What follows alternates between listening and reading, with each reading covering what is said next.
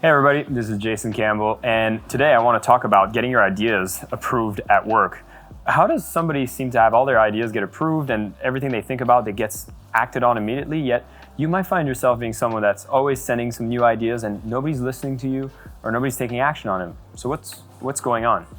I've had a chance to interview a lot of people on the topics of bringing innovation, bringing ideas forward, how to be an internal entrepreneur, and really that's something that I want to get out of the way right now. You have an idea. Good for you. A lot of people have a lot of ideas. And unfortunately, I need to bring the reality to you that an idea is not worth much. If all you have is an idea, then, anytime you have a thought, if you communicate it, it's very normal that most of those ideas will go to the trash. If you are working for a company that has a lot of different employees and your manager just doesn't seem to have the bandwidth or the attention to even hear your ideas, you have to recognize that they get to hear ideas all the time. Everybody comes up to them with ideas that are just verbalized, not too thought out, maybe not too many details were presented, and then they have to filter everything out because they have so many things that demand their time on a daily basis that they just don't have the patience to listen to one more idea. And so if you found yourself trying to share an idea and you feel like yours aren't being approved, I'm going to give you a few pointers on how you can actually structure your idea so that it actually becomes more than just an idea. It actually gets to look a little bit more like a project proposal. And when you bring that forward, you'll see that people are going to pay a little bit more attention.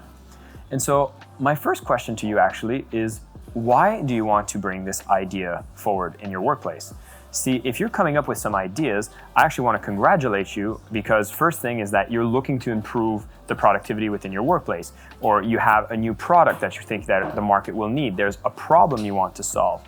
And so the first thing you really want to do a check-in with is, what is the reason why you want these ideas to be implemented forward? Is it because you want to be more recognized in the workplace? Well, if that's the case, I might suggest that this is coming from a more self-centered perspective as opposed to wanting to serve the ultimate growth of the company, the end customer that's buying, and really the impact of what the organization is doing and how your idea is going to contribute to making more of that impact.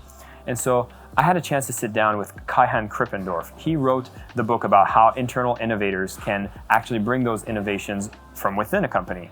Because most people find themselves maybe you coming up with some great ideas, and if the company is not listening to you, you might just leave that company and then become an entrepreneur and try to get that idea out yourself. Well, there is some advantages to doing that. If you think your idea is that big, just be ready to become an entrepreneur in the process. But most of the time, your ideas are things that are going to fit within the exact context of the company. I know for myself, I often look for white spaces where I work and just go like, hey, we've been doing things a certain way. Can it be done better? Can it be done more productive? And for me, this is just the way that I think. I mean, I can remember even from my childhood, I would be that kid that would put on his rubber boots and get a pick shovel. And while the snow was melting out in Canada, I would actually go into the field at the back where all the water was flowing down towards the culverts. And I would actually start making the paths a little bit more efficient so that the water would flow even faster. So I'm always obsessed with process optimization. So I naturally come up with a lot of ideas on how I want to make every process more simple. And so when I come with an intent that when I'm in the company, I just want to make things more efficient, then you're already coming with a good energy because you ultimately are looking to serve the company. So you want to do that first check. What is the intent and is it for the positivity of everything else within the company? The second is to really look at the need and the priority of that need. See, sometimes we come up with an idea and, oh my God, I come up with a lot of them that are actually quite not needed. For example, I wanted to set up a house in Bali that we could run these amazing retreats and everybody could get together and connect, and I thought that'd be awesome. And if you do think that'd be awesome, then leave me a comment saying that we should set up a Mind Valley house in Bali, and definitely I'll come back with you and see if we can make that happen. The reality is it wasn't really a need for the company right now. It wasn't even a priority. And so do you know what the priorities of the company is right now? And your idea, is it serving that need?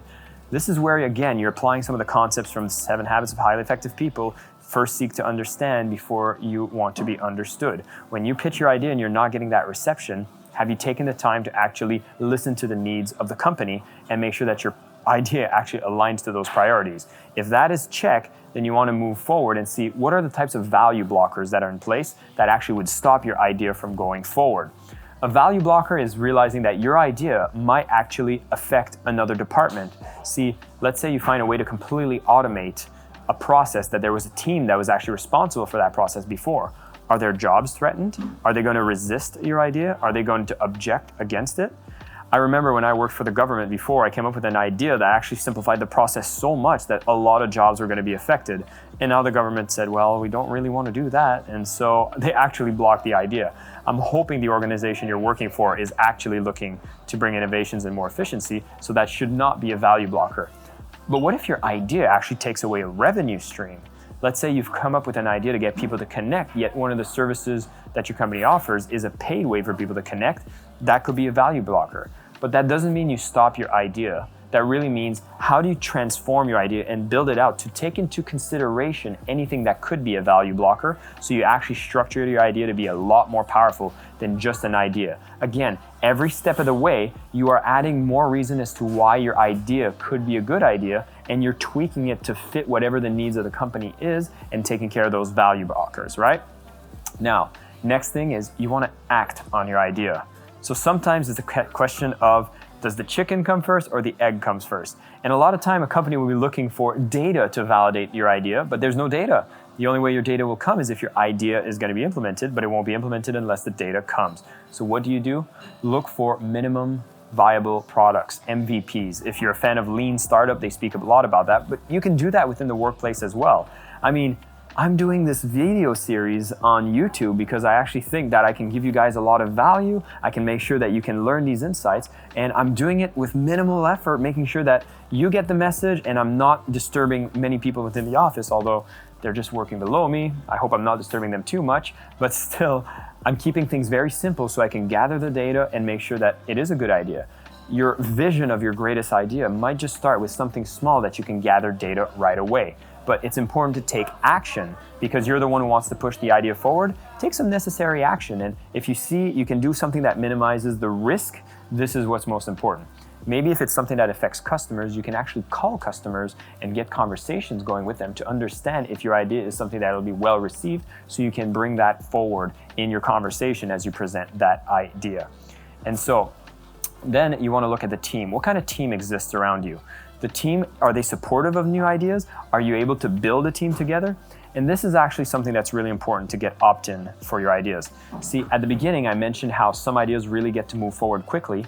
Usually it's because the team has performed before, they've brought ideas that were successes before, and they have a track record.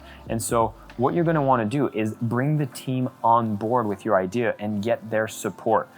I've made the mistakes many times where I had an idea and I was so gung-ho about it. I was maybe a little too strong on the act that I didn't involve the team. And when I steamrolled that idea forward and the team wasn't involved, they actually resisted it with all of their efforts. And I realized that, wow, if people don't feel that they have any kind of ownership of the idea, they're not going to support an idea. So involve the team, build a team, gather feedback, get some wins, gather the people. And this might even come across as office politics. Like, are you really going around trying to get buy-in from people? And yes, actually, everyone within your company is like a client, because you're working within an organization. And so you want to get to understand your client. I mean, I'm writing a book about selling from love, and one of the things to do to love is to actually understand. So if you want to sell an idea, and yes, the idea needs to be sold. If you have any kind of resistance for selling, just realize that the idea that you're pushing forward is about making the workplace better, improving the lives of the people around you. You go back to that intent, and if it comes from a place of love, you know that you can push forward with the tools and the techniques to learn how to sell better, communicate effectively, communicate concisely, speak the language that they're expecting to hear, speak to the numbers that are relevant to them. If you're bringing the idea to a finance person, then give them the numbers. If you're talking to a CEO who's hyper creative, then paint the big vision and how you're going to get started now.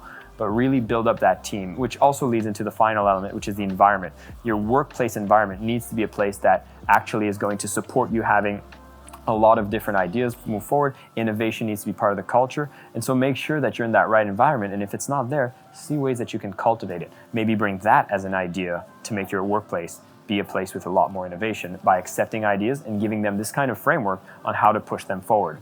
And one more thing, options. If you're the kind of person that gets one idea and you put all your efforts behind that one idea and it doesn't get approved, You might be someone that gets really disappointed with that. I suggest that you continuously always come up with ideas and always work them through this process, because you don't want to get too attached to one idea and get disappointed. Just know that that's one idea that is not for now, and you can move on to the next one. This is a framework by Kaihan Krippendorff. Do have a look at his book about innovating from within. We'll put the link in the description below. And if you like this framework, you're actually going to end up with a big proposal when you present this idea that has considered all of the aspects within a company to make sure that it's pushed forward. And when you present it to people, they'll be like, wow, you really prepared yourself. You must be really passionate about this idea. Maybe we should give it a chance. I'd be curious to know if you've had a chance to test this and if it worked. Do you like this framework? Had you used something similar before? Leave me a comment and let me know how it's working with you. I'm going to go and check these out, make sure I can actually give you some more feedback if you need to help those ideas move forward. And of course, if you like this video, give me a big thumbs up and definitely subscribe to the channel so I can keep bringing these more ideas forward to you. And coming up soon, we're going to talk about your leadership skills and how you can nurture that within the workplace. I'll see you next time.